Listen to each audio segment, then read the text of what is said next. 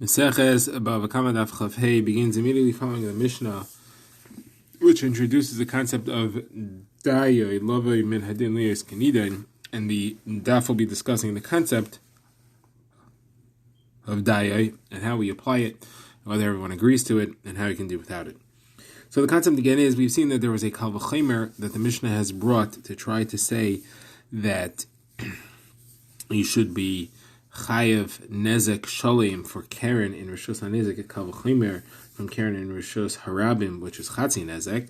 Rishos HaNezek is even stronger than Rishos Harabim, so if it's Chatzi Nezek in Rishos Harabim, it should be Nezek Shalem in Rishos HaNezek. That was Rabbi Tarfan's argument. The Rabbanan said, no, Da'ayoy says the product of your Kal V'Chemer can't be greater than the source. The source is Rishos Harabim there. It's Chatzi Nezek. All you can learn is that in Rishos HaNezek it's also Chatzi Nezek. You can't learn that there is Nezek Shalem there. Now the Gemara asks, how could Rabbi Tarfon disagree with the concept of Daya? The concept of Daya is a Da'iraisa. Where do you see that? So the Gemara brings the Psukim discussing when Miriam spoke Lashon Hara against Moshe Rabbeinu when she was put outside the Machana for 7 days. The pasuk over there brings the Kal V'Chomer. It says if she would be scolded by her father, wouldn't she be in embarrassment in reserve for 7 days? So if she's scolded by the Shechina, as it were, Kal V'Chomer, it should be more than that. It should be 14 days. But no, it's only going to be 7. And the reason is because you're learning from a place of 7 days from the father. So for the Shechina, it also can't be more than that. It has to be at least that. But it can't be more than 7 days. It could only be 7 days. You can't learn out to anything greater to 14 days. So that teaches us the concept of Daya right there. So how could Rabbi Tarfon disagree? So the Gemara says Rabbi Tarfon holds that when the Kal V'Chomer has no other function, you don't say the Daya. If there is something you could learn from the Kal V'Chomer, even if you say Daya, then you say Daya. But if the Daya makes the whole Kal V'Chomer pointless, then you can't limit it to Daya, and you have to go greater than the source. Where do you see that? So in the case over there, if not for the Kal V'Chomer at all, I would not have learned that there was any reason for Miriam to be Chutz HaMachana at all.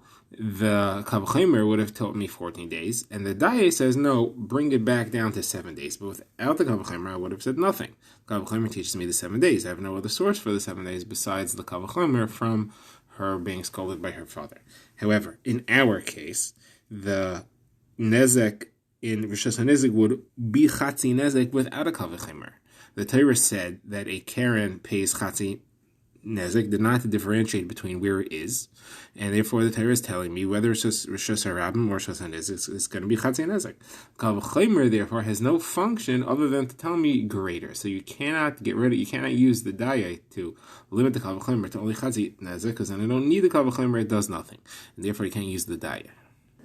Now the Gemara says, what are the Rabbanan going to do with that argument? It's a good point. The Gemara says that the Rabbanan will say that in the case of Miriam, there is also no purpose to the Kal V'Chomer, because I would know 7 days without the Kal V'Chomer, because it says Shivas Yamim Tisoger Shivas Yamim Michutz Lamachna Achar Te'asef. So the Torah tells me separately that she should have the exclusion from the Machna for 7 days.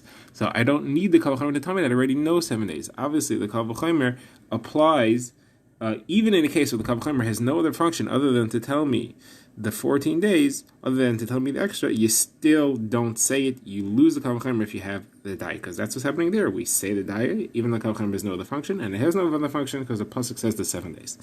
Now, Rabbi Tarfon retorts to that no, the 7 days there is not telling me that she should be Chutz L'Machana for 7 days, independent of the Kal V'Chomer. It's telling me, in this case, you'll say Daya, because in this case, you'll only have the 7 days, and you have another function for the Kal V'Chomer to teach me the 7 days. Meaning, this pasuk is telling me you're going to do 7 days because the Kal V'Chomer and the Daya, that's how we conclude 7 days. Not telling you besides that, it's telling you there's a conclusion of the Kal V'Chomer with the Daya, the 7 days. And there, we're teaching me the halacha of Daya when the Kal V'Chomer has a function besides. Now, the Gemara says, the Rabbanan will say to that, you have another pasuk that says that. It says, Vati Soger Miriam, says it actually was locked up for 7 days. So that's what teaches you that. So Rav Tarfon says, no, you need to tell me the Daya halacha twice. You have to tell me once here, and once in all other cases. I would think here that it should happen mikvoidai of Moshe, and other places you wouldn't say it, kamashma that you say it in all situations. That's why it says it twice. Now says the Gemara, so you're claiming there is no Tana that does not hold of the Daya halacha because it comes from the Psukim. And you even made Rav Tarfon fit into that. Says Gemara, but I do have a Tana that does not hold of Daya at all. And Rav Papa asks this kasha to Abaye, and he brings a Kal V'chomer in the halacha of Tumas, Keri, and Zav to show that there's a Tana there that doesn't seem to hold of Daya, even when the Kal V'chomer has no other function. What's happening over there? So the Gemara is looking for a source that when a Zav sees Keri, that it's Matama, like the halachos of Mayonos of Zav, that it's Matame Bimasa, that is when it's being carried. Now the halachos are as follows. A Zav, and he has a Ziva of his condition of Zav, which is identifiable by the way it looks, that's Matame, whether it's touched or carried, B'maga or B'masa. Now, Keri, from a healthy individual who's not a Zav, is only Matama by being touched, B'maga, not B'masa. The Gemara discusses, we have a Brisa that speaks about if a Zav sees Keri, which again is a different type of a flow, and you can tell because it looks different, that is now Matame B'masa by being carried just like a Zav. How do you see that? Even though ordinary Keri is not. So the Gemara says you learn that out from the saliva of a Zav, which is Matame B'masa. The Kal V'chomer says as follows. Well, compare saliva to Keri. Now, saliva, when it comes from a tahar person, is tahar. There's no issue. Yet saliva, when it comes from a zav, is mitame bimasa. Now let's talk about Keri. So Keri by the tahar person is worse because it's worse than saliva because it's mitame the tahar person. The person who was tahar before, his Keri is tame. It's only tame bimaga, but it is tame, and therefore it's worse than the saliva. So therefore, the Keri of the zav should be even worse than the saliva of the zav, and should also be metame bimasa. So we're asked, but you have the daya problem here because you're learning from Keri of a tahar. Keri of a tahar is only metame bimaga. How could you learn from here that it is metame bimasa as well? Now, therefore, this Tana obviously is not bothered by the daya. Now, the Gemara sets out to prove that this Kal V'chomer would be useful even if you would say daya. So even Rabbi Tarfon would say daya here. So this Tana is even further than Rabbi Tarfon, and he doesn't hold of daya at all, even in a situation where Rabbi Tarfon would hold of it, where you need the Kal V'chomer for something else. So what do I need it for? So the Gemara says, you need the Kal V'chomer to teach me the halacha that the Keri of the zav is metame, even b'maga, even by contact, because I wouldn't know that otherwise. The Torah says that Keri is metame. Why should be a difference between Keri of a tahar or Keri of a zav? So where it says, because the Torah says, it describes it as a mikri lailo, that is what's metame, which seems to indicate that it's the Keri of the lailo which causes the tumma and not something else that causes the tumma. Therefore, it's to exclude a zav, to say that Keri by a zav does not apply. That's what I would think on my own. And therefore, I need the Kal V'chomer to teach me that it's metame, at least b'maga, and therefore it has a function. So why does this Tana not hold of it? So my answer is no. That drasha you said there at the end, that's not reality. It doesn't say that it's metame because of the night and nothing else. It doesn't say to exclude zav. Really, we're talking about a zav. And when the Torah says that carries metame, I would know on my own that it applies whether he's a zav or he's not a zav. And therefore, the Kal V'chomer has no function unless it's teaching me b'masa. And therefore, that's why we're not bothered by the daya, because it would be otherwise mafrach Kal V'chomer. The Gemara now asks, who is this Tana? Who holds this? Who holds that the Keri of a Zav has its own tumah, that it's metame b'masa? We have a machlokes between Rabbi Yeshua and Rabbi Elazar as to what is the halacha of the Keri of a Zav, and neither one seems to hold this way. So Rabbi Elazar there says that the zera, that the Keri of a Zav is metame b'maga and not b'masa. So that doesn't fit here. Rabbi Elazar says, Rabbi Yeshua, that is, it says, no, it's metame b'masa, but that's because you have to assume that there's some ziva mixed in it that you don't see.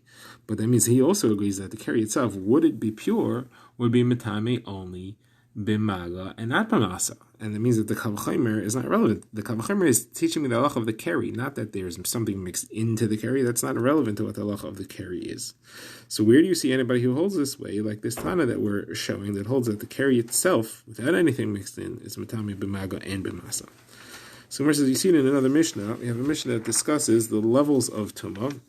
It says you have an Av Hatuma, the Shrotzim, Shech Vazera, and a Tumi Mace. That's somebody who's Makabal Tuma from the Mace. At the level above that, that's Matami. Even Bimasa is the Zoiv of the Zav, the saliva of the Zav, the Zera of the Zav, and the Meraglayim of the Zav. Also, the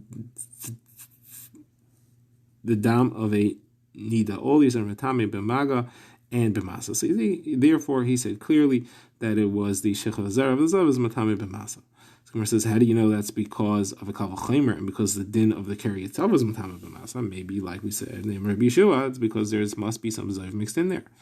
So Gemara says, if that would be true, then he should just have it listed as part of the Zayv. He shouldn't list Zayv and Shech Vazera separately because it's the same thing. He lists it as part of Roik.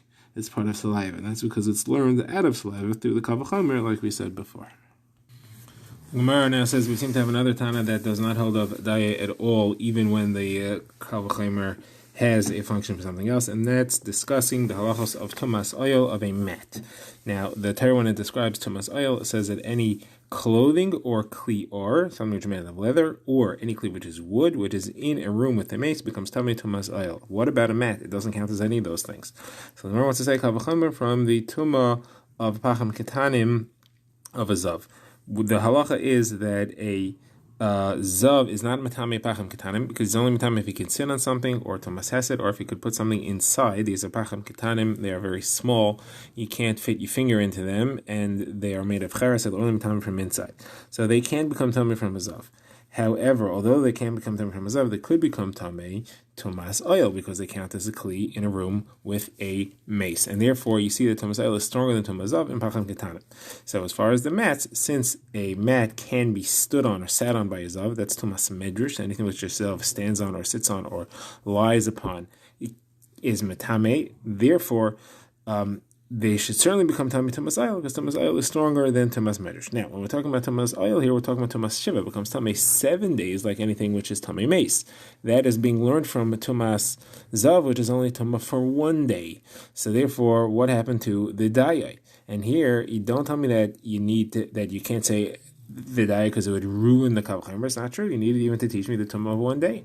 So you should have the daya should limit it to tumah of 1 day. Obviously, this Tana doesn't hold of daya at all, even when you have a function for the Kavach Chaimer. So this, the Gemara answers, or Nachman Bar Zachariah already asked this to Abaye, and Abaye answered, you understood this brisa wrong. We're not learning tumas meis of a person. We are learning the tumah of a dead sheretz. Same Kavach Chaimer that the tumas sheretz is stronger than tumas zav because it applies by pacham ketanim, and therefore since tumas zav applies by mats, tumas sheretz certainly applies by mats. We're learning that it's tumas sheretz is only 1 day. We're not learning to 7 days here. Says the Gemara, then how do you know that there is tumas mace of a human on a mat, that there is tumas oil on a mat? So the Gemara says it's learned that Gzeira Shava to sheretz.